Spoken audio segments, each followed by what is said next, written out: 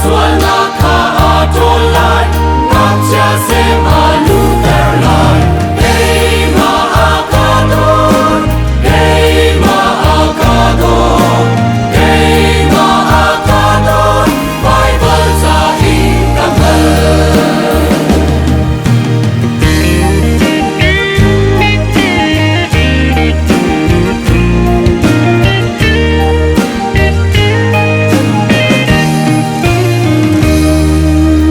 Giêsu akadot kauta, kay maakagal pilay, amani ka chitika, akalaglay